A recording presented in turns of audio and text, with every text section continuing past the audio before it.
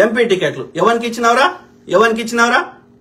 MLA టికెట్లే గాడిది 80 సీట్లు వస్తాయి అంటాడు ప్రెస్ కాన్ఫరెన్స్. వచ్చినాయరా 65, 60కి పాస్ మార్కులు 5 ఎక్కువ వచ్చినాయి.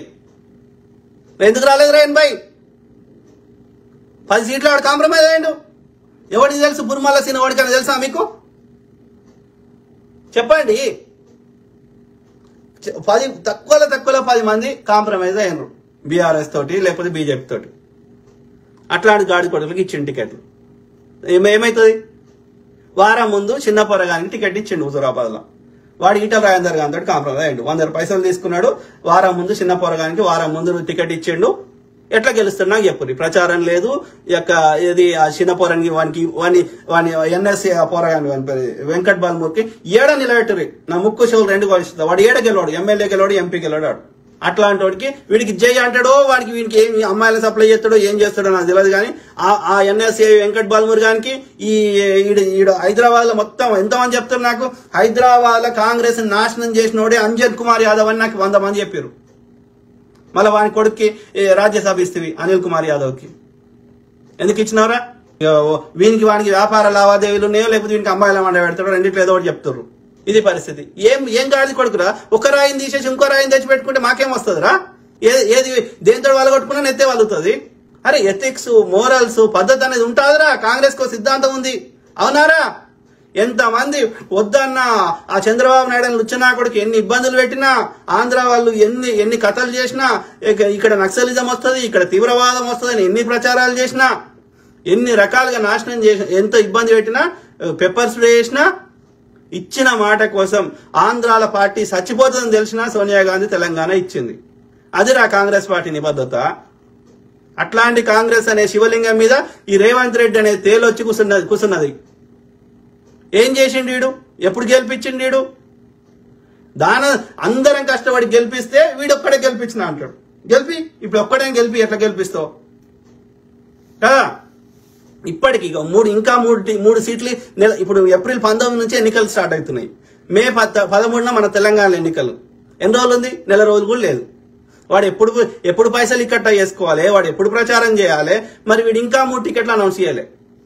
ఖమ్మం, కరీంనగర్, హైదరాబాద్ లో ఎంఐఎం మొదటి కాంప్రమైజ్ అయ్యిండని ఆయనే చెప్తున్నారు. మా బాస్ రేవంత్ రెడ్డి చెప్పిండు. కాబట్టి ఎంఐఎం గెలిపియాలి కాబట్టి మేము కాంప్రమైజ్ అయినాం కాబట్టి నేను పోటీ చేయను, నేను గట్టిగా మాట్లాడను అని అక్కడ ఫిరోజ్ ఖాన్ నిన్ననే చెప్పిండు. ఆడ ఎంఐఎం కూడా చెప్తున్నాడు. రేవంత్ రెడ్డి బహుత్ జిద్ అంటే మొండోడు ఉన్నాడు, మమ్మల్ని దోస్తీ చేసుకున్నాడు ఫైనల్ గా అని అర్థమైంది. సో ఎంఐఎం అని గెలిపిస్తాడు ఆడ అని అర్థమవుతుంది. ఇది ఓల్డ్ సిటీలో హైదరాబాద్ లో అది అయిపోయింది ముచ్చట. ఇంకేది ఖమ్మం. నేను వింటున్నా బట్టి సిగ్గున్నదా? బట్టి ఆడ ఖమ్మంలో ఇంత బలమైన లీడర్ ఎవరు? నాకు తెలిసిన కాడికి అక్కడ గెలిచే అవకాశం ఉన్నది ఎవరు? పొంగులేటి వాళ్ళ తమ్ముడు. ఆయన పేరేంది? పొంగులేటి ప్రసాద్ రెడ్డి. లేదు అంటే తుమ్మల నాగేశ్వరరావు కొడుకు యుగంధర ఏదో ఉంది. సో వాళ్ళిద్దరికే, తుమ్మల వాళ్ళ కుటుంబం గాని లేకపోతే పొంగులేటికే ఎక్కువ అవకాశం ఉంది. పొంగులేటి వాళ్ళ కుటుంబంలో ఎవరికి టికెట్ ఇచ్చినా కళ్ళు మూసుకొని గెలుస్తాడన్నా అని ఎంతమంది చెప్పారో నాకు. కానీ ఈడేమంటున్నాడు? ఈడవనికి బట్టి వాళ్ళ భార్యకి ఇస్తాడంట. గెలుస్తుందా? లేదు అంటే నారా ఆమె పేరేంది? హరికృష్ణ వాళ్ళ బిడ్డ పేరు సుహాసిని, నారా సుహాసిని ఆమె పేరు. గామెకి ఇస్తాడంట. ఏమనుకుంటున్నారు? కాంగ్రెస్ మీద ఎవరు నిలబెట్టినా గెలుస్తాడని అనుకుంటున్నారు. గెలవడరా అయ్యా, అట్లా గెలవరు. లోకల్లో పట్టున్న లీడర్లే గెలుస్తారు. అక్కడ లోకల్లో మంచి పేరు ఉండి, వాళ్ళకి రెగ్యులర్ గా అవైలబుల్ ఉండి, వాళ్ళ మంచి చెడు పట్టించుకొని అట్లాంటి వాళ్ళకే టికెట్ ఇస్తే గెలుస్తారు. కానీ ఎక్కడి నుంచో తీసుకొచ్చి పార్టీ సింబల్ మీద ఆ రోజులు పోయినాయి. అప్పుడు ఏదో ఇందిరాగాంధీ అవాలా ఎప్పుడో గెలిచారు. కానీ ఇప్పుడు ఆ పరిస్థితులు లేవు. వాళ్ళకి డే టు డే అవైలబుల్ ఉండి వాళ్ళ మంచి చెడు పట్టించుకుని అర్ధబలం అంగబలం ఉన్న వాళ్ళు, 5-10 రూపాయలు ఖర్చు పెట్టుకునే దమ్మున్న వాళ్ళు, 5-10 రూపాయలు పంచే దమ్మున్న వాళ్ళు అయితేనే గెలుస్తారు. కరీంనగర్ లో అదే పరిస్థితి. ఇటు ఎవరిని టికెట్ ఇస్తారో ఎవరిని తెలియదు. సో ఇది పరిస్థితి విధులు. అంటే నాకేం అర్థమవుతుంది? బీజేపీలో బీజేపీ వాళ్ళ దాడి కొడుకులు అందరూ ఒడగొట్టిరు కదా ప్రజలు. గుండు అరవింద్ గాని ఒడగొట్టిరు, గుండు సంజయ్ గాని ఒడగొట్టిరు, అందరు ఒడగొట్టిరు కదా. మరి ఇప్పుడు వాళ్ళు గెలవరు. నువ్వు బలమైన అభ్యర్థి నిలబెట్టు, గెలవరు వాళ్ళు. ఎవరి? గుండు సంజయ్, గుండు అరవింద్. ఇప్పుడు ఏం చేస్తుండు రేవంత్ రెడ్డి గారు బలహీన అభ్యర్థులు టికెట్ ఇస్తాడు. ఇస్తే ఏమవుతుంది అంటే ఇండైరెక్ట్ గెలిపిస్తున్నాడు బీజేపీని. ఇప్పుడు మెదక్లో రఘునందన్ రావు అనేటోడు ఉన్నాడు. వాడు గెలవాలంటే కాంగ్రెస్ నుంచి బలమైన పెట్టినాం అనుకో వాడు గెలవాడు. ఇప్పుడు మొన్న కాట శ్రీనివాస్ గౌడ్ పోటీ చేసిండు, 1,00,000 ఓట్ల పైన వచ్చినాయి ఆయనకి. నీలం ముదిరాజుకి ఎన్ని వచ్చినాయి? 40,000 ఓట్లు వచ్చినాయి. ఇప్పుడు 40,000 ఓట్లు వచ్చిన టికెట్ ఇచ్చినావు, మరి ఆ యొక్క 1,00,000 ఓట్లు వచ్చిన ఇవ్వకపోతుంది. అట్లనే జగ్గారెడ్డి వాళ్ళ కుటుంబంలో ఎవరికి ఇచ్చినా ఆయన ఎప్పటి నుంచో మెదక్లో ఆయనకు పట్టున్నది. దామోదర్ రాజనరసింహ కుటుంబానిలో ఎవరికి ఇచ్చినా, వాళ్ళ బిడ్డకి ఇచ్చినా, ఎవరికి ఇచ్చినా వాళ్ళకి పట్టున్నది. వీళ్ళందరినీ మైనంపల్లి హనుమంతరావు ఆయన యొక్క వాళ్ళ కొడుకు మెదక్ ఎమ్మెల్యే ఉన్నాడు, ప్లస్ ఆయనకు వస్తు నుంచి కూడా మెదక్తో సత్సంబంధాలు ఉన్నాయి. టీడీపీలో ఉన్నప్పుడు కూడా ఆయన మెదక్ తరఫున రిప్రజెంటేటివ్ ఉన్నాడు, ఆయనకి ఇచ్చిన. వీళ్ళందరినీ కాదని నీలం మదికిస్తేవి ఎట్లా గెలుస్తాడో నాకు చెప్పు. ఇప్పుడు అంటే ఇండైరెక్ట్ గా వాళ్ళు నువ్వు గెలిపిస్తున్నావు దుబ్బాక రఘునందన్ గారిని. అర్థమైతలేదా మాకు అర్థమైతలేదా? నీలం మధు అంటే ఎన్నేళ్ళ రాజకీయాలకు వచ్చి ఎన్ని పార్టీలు మారిండు తెలుస్తలేదా మాకు? ఇప్పుడు ఆమెను తీసుకొచ్చి ఇస్తేవి మన రేఖా నాయక్ వాళ్ళ హస్బెండ్ కి, శ్యామ్ నాయక్ కి. గెలిచిండా? ఆడ ఇద్దరు నిలబడుతుంది మన యొక్క కాంగ్రెస్ పార్టీ నుంచి. మస్తు కష్టపడ్డటువంటి 3 నిలబెట్టినావు. సంజీవరెడ్డిని ఆయన ఇంటింటికి తిరిగి మస్తు ప్రచారం చేసిన వాళ్ళు. సంజీవరెడ్డిని, గన్రాం సుజాతని, అదేవిధంగా షాజిద్ ఖాన్ ని. మరి గెలిచిండా కంది శ్రీనివాసరెడ్డి? ఇలా ఆత్రం సుగుణ కుమార్కి ఇస్తే ఆమెకి రాజకీయాలు తెలియదు, ఏ తెలియదు, బీ తెలియదు. ఆమె ఏదో సామాజిక కార్యకర్త ఏదో మాట్లాడుకుంటది. ఆమె పేరు కూడా నాకు తెలియదు మొన్న అనౌన్స్ చేసేదాకా. అంటే ఎవరన్నా అడిగినా ఈమె ఎవరు అన్నా, ఎవరు బ్రదర్, ఈమె ఎవరు అంటే ఆమె చరిత్ర కూడా ఎవరికి తెలియదు. ఇంకా ఆమెకి టికెట్ ఇస్తుంది. ఆడ ఏ సామాజికం ఎక్కువ ఉంది, ఎవరికి ఓట్లు ఆడే అవకాశం ఉంది, ఆమె 4 పైసలు ఖర్చు పెట్టుకునే దమ్ము ఉందా ఏమన్నా చూసినావా? అంటే ఆడ బీజేపీ ఉంది కుమ్మక్కైనట్టే కదా. చెప్పండి. సిమిలర్లీ ఇక్కడ ఇక మనకు గ్రేటర్ పరిధిలో బలమైన కాంగ్రెస్ నాయకులు లేకుండా చేసినావు. ఎవరినో తీసుకొచ్చినావు, ఇచ్చినావు. పోనీ ఆ ఇచ్చిన వాళ్ళన్నా గట్టి పోటీ ఇస్తే బాగుండు కదా. ఇప్పుడు బీఆర్ఎస్ మీద వ్యతిరేకత ఉందని మనమే ఒప్పుకోబడుతుంది. మరి దానం నాగేంద్ర తెచ్చి ఇలా పెడుతుంది సికింద్రాబాద్లో.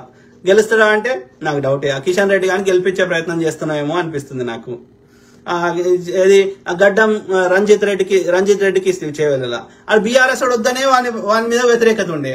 మరి ఇప్పుడు మళ్ళీ రంజిత్ రెడ్డికి ఓటేస్తారా? ఆడ మన పట్నం వాళ్ళకి వాళ్ళు చేవేళ్ళ ఒరిజినల్ గా. మరి ఒరిజినల్ గా చేవేళ్ళ ఉంటే ఆమెను తీసుకొచ్చి మల్కాజ్గిరిలో పెడుతుంది. అంటే దీనికి ప్రణాళిక, దీనికి ఒక సిస్టమేటిక్ ఏం లేదా అని అడుగుతున్నా నేను. ఇక్కడ భువనగిరి కోమటిరెడ్డి బ్రదర్స్ కి కంచుకోట అది. మరి ఆడ తీసుకొచ్చి శ్యామల కిరణ్ కుమార్ రెడ్డికి ఇస్తుంది. అది కోమటిరెడ్డి రాజగోపాల్ రెడ్డి వాళ్ళ వైఫ్ కోమటిరెడ్డి లక్ష్మి గారు అడిగినారు. ఆమెకి ఇస్తే కళ్ళు మూసుకొని గెలిచేది ఆమె. అంటే what is going on here అనేది నాకు అర్థమైతలేదు. అంటే ఆడ బీసీలు ఎక్కువ ఉంటారు. బూర నరసయ్య గౌడ్ గెలవాలని ప్రయత్నం చేస్తున్నాడు. కాబట్టి ఈ చామల కిరణ్ కుమార్ రెడ్డిని పెట్టడం వల్ల బూర నరసయ్య గౌడ్ని గెలిపించే ప్రయత్నం చేస్తున్నావా? చెప్పండి. వాడు రఘు జర్నలిస్టు, ఏ కులపోనికి ఆ కులపోడు ఓటేసుకోమని చెప్తారు. అంటే ఇవన్నీ చూస్తుంటే ఏమర్థమవుతుంది మనకి? సగం సీట్లన్నా బీజేపీని గెలిపించే ప్రయత్నం చేస్తుండారు రేవంత్ రెడ్డి అనేది అనిపిస్తుంది. ఎందుకంటే పైసలు వంచే కార్యక్రమాలు కానీ, ప్రచార కార్యక్రమాలు కానీ, బీజేపీని విమర్శించే విధానం కానీ, ఆ టికెట్లు ఇచ్చిన బలహీన అభ్యర్థులకు టికెట్ ఇవ్వడం కానీ, ఇవన్నీ చూస్తే ఏమర్థమవుతుంది? సింపుల్ గా బీజేపీని అప్పుడు అంతే చేసిండు. హుజురాబాద్ చెప్పిన మునుగోడు అదే పరిస్థితి. మునుగోడులో ఏం చేసిండు? ఆమె ఏడిపోయింది, మళ్ళా బీఆర్ఎస్ లోకి పోయింది పాల్వాయి శ్రవంతి. అక్కడ కేటీఆర్ దగ్గర పైసలు తీసుకొని మళ్ళీ అక్కడ అంతే. ఈ బ్రోకర్ పని చేస్తుండు, దందా చేస్తున్నాడు, బ్లాక్ మెయిలర్ అనేది ఇప్పటికి ఎంతమంది చెప్తారు? అదే ఇప్పుడు నేనేమంటా వీళ్ళని రాజకీయ వ్యభిచారి అంట నా భాషలో. వ్యభిచారిని ఏం చేస్తుంది? ఆమెకు ఎమోషన్స్ ఉండయి, ఫీలింగ్స్ ఉండయి, సిగ్గు, లజ్జ, షై, అది ఏముండదు. ఆడపిల్ల అంటే సిగ్గు ఉంటాయి కదా, ఉండయి. ఎవడు పైసలు ఎక్కువ ఇస్తే ఆ దగ్గర అంటది.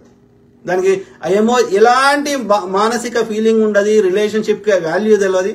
అందుకే దాన్ని చిన్నగా చూస్తారు సమాజంలో. అంటే పైసలకి దాని వల్ల అమ్ముకుంటది. అంతే కదా. మానవ సంబంధాలకు విలువలు లేవు. సిమిలర్లీ వీడు కూడా ఎవడు ఎక్కువ పైసలు ఇస్తా అంటే వానికి ఫేవర్ గా దాని రిజల్ట్ వచ్చేటట్టు చేస్తాడు అనేదే మనకు అర్థమవుతుంది ఇక్కడ ఓవరాల్ గమనిస్తే. ఈయనకున్న బలహీనతలు ఏంటి అంటే పైసలు, అమ్మాయిలు అనేది మనకు అర్థమవుతుంది కదా. సో ఇప్పుడు మనలాంటి వాళ్ళు ఎంత కష్టపడితే ఏం లాభం? ఇప్పుడు నేను ఎంత కష్టపడ్డా ఇప్పుడు వెంకట్ బల్మూర్కి నిలబెడితే టికెట్ ఇస్తే వానికి ఓటేయరా అంటే ఓటేస్తాడు, ఎవ్వడు ఓటేయడు. అర్థమైందా? హుజూరాబాద్ లో కాంగ్రెస్ వాళ్ళు కూడా వానికి ఈటల రాజేందర్ గారికి ఓటేసారు, వీడే ఓటేయమని చెప్పిండు. సో అంటే ఇప్పుడు మనకి ఏమర్థమవుతుంది, మల్కాజ్గిరిలో ఈటల రాజేందర్ గారిని గెలిపిస్తుండు రేవంత్ రెడ్డి, మెదక్ లో రఘునందన్ గారిని గెలిపిస్తుండు రేవంత్ రెడ్డి, వాడు గుండు సంజయ్ గారిని గెలిపిస్తుండు కరీంనగర్ లో రేవంత్ రెడ్డి కదా, గుండు అరవింద్ గారిని గెలిపిస్తుండు రేవంత్ రెడ్డి, అంతే కదా. ఇప్పుడు నిజామాబాద్ లో ముత్యాల సునీల్కి ఇస్తే గట్టిపోటీ ఇచ్చాడు, గెలిచేటోడు లేకపోతే లేదు, గట్టిపోటీ ఇచ్చేటోడు. మొన్న కూడా బార్డర్లో చెడిపోయిండు 2000-5000. ఏది ముత్యాల సునీల్ యువకుడు ఉన్నాడు, యువకులు ఎక్కువ కనెక్ట్ అవుతారు. కాలం చెల్లిన నాయకులు ఈ ముసలోళ్ళకి టికెట్ ఇస్తే ఎట్లా గెలుస్తాడు? ఎమ్మెల్సీ జీవన్ రెడ్డి గెలిచి అయిపోయింది అనేది, ఆయన కాలం అయిపోయింది. ఇవాళ పొన్నాల లక్ష్మయ్య, ఎమ్మెల్సీ జీవన్ రెడ్డి వీళ్ళ కాలం చెల్లిపోయింది. వాళ్ళకు ఓట్లు పడేయిగా, వాళ్ళు ఇక గవర్నర్ పొజిషనో ఏదైనా నామినేటెడ్ పదవి తీసుకోవాలి, రాజ్యసభనో అట్లాంటి. ప్రజలు డైరెక్ట్ వాళ్ళకు ఓటేయరు, అర్థమైందా? ఆ కాలం చెల్లింది. ఒక మిడిల్ ఏజ్, ఒక 40-50 ఏళ్ళు ఉండాలి, అన్ని రకాలుగా స్ట్రాంగ్ ఉండాలి, ప్రజలు వాళ్ళకి ఎమోషనల్ కనెక్ట్ కావాలి, అర్థమైందా? సో ఆ క్రమంలో నువ్వు ఎమ్మెల్సీ జీవన్ రెడ్డి టికెట్ ఇస్తే ఎడ గెలుస్తాడు? లాస్ట్ టైం బీహార్లో కాంగ్రెస్ వచ్చేది, కాంగ్రెస్ ఆర్జేడీ కలిసి. ఇక ఎట్లయినా వస్తుంది, నితీష్ కుమార్ వ్యతిరేకత ఉంది, మన గవర్నమెంట్ ఎట్లయినా వస్తుందని ముసలోళ్ళందరికీ మంత్రులు కావచ్చని టికెట్లు తీసుకున్నారు. అయితే ఈ 40 మంది ఓడిపోయారు. ఓడిపోవడం వల్ల గవర్నమెంట్ ఎక్కువ ఓట్లు వచ్చింది ఆర్జేడీకి, బిగ్గెస్ట్ పార్టీ, కానీ గవర్నమెంట్ ఫామ్ చేయలే. ఎందుకని? కాంగ్రెస్ గాడి కొడుకు 40 మంది టికెట్లు తీసుకుని అలా సగం కూడా గెలవలే, అంత ముసలోళ్ళు టికెట్లు తీసుకున్నారు, ఓడిపోయింది, గవర్నమెంట్ ఫామ్ చేయలే. ఇవాళ నేను గెలుస్తా వద్దురా అంటే ఏం లేదు. మదియాష్కి ఆడ ఎప్పుడు డైరెక్ట్ పాలిటిక్స్ లేడు, పీకలేడు. అప్పుడెప్పుడో ఏమంటారు మన వైఎస్ఆర్ గారి హవాలో ఒకసారి గెలిచిండు. వద్దురా అంటే ఎవడు ఇన్లే తీసుకున్నాడు. ఉప్పల్ టికెట్, ఉప్పల్ కాదు అదేది మర్చిపోతే తీసుకున్నాడు, ఎల్బీ నగర్ గెలిచిండా. అరే ఇట్లా తయారైనరు. ప్రతిపక్షంలో ఉంటేనేమో మనం పార్టీని బతికించే ప్రయత్నం చేస్తే, మనం ఆ పార్టీని బతికించిన కొంత పర్సెంటేజ్ ఓటు బ్యాంకుని అప్పుడు బీఆర్ఎస్ కమ్ముకొని పైసలు సంపాదించుకున్నారు ప్రతిపక్షం ఈ గాడి కొడుకులు. ఇదే పొన్నము, ఇదే మదియాష్కి, ఇదే బట్టి, ఇదే ఉత్తమ్, ఇదే రేవంత్ రెడ్డి, ఈ గాడి కొడుకులు. ఇక మనకు కొట్లాడి అధికారం తీసుకొస్తే మళ్ళీ ఇప్పుడు అధికారం నుండి మళ్ళీ అధికారం కావాలి, పైసలు కావాలి. అంటే మేము అందరం కొట్లాడేది దేనికోసం? ప్రజల కోసం కాదా? మీరు చిల్లర సంపాదించుకోవడానికి, మీకోసం, మీ పదవుల కోసమా? మళ్ళా మనం కనీసం కాల్ చేసినా, మనం ఏదైనా మాట్లాడినా మళ్ళీ మనకు అవైలబుల్ ఉండరు ఈ గాడిద కొడుకులు. తోలు తీస్తే గుర్తుపెట్టుకోండి, కాంగ్రెస్ నాయకులు అని చెప్పుకుంటే గాడిద కొడుకులు. ఆలోచించండి మిత్రులారా.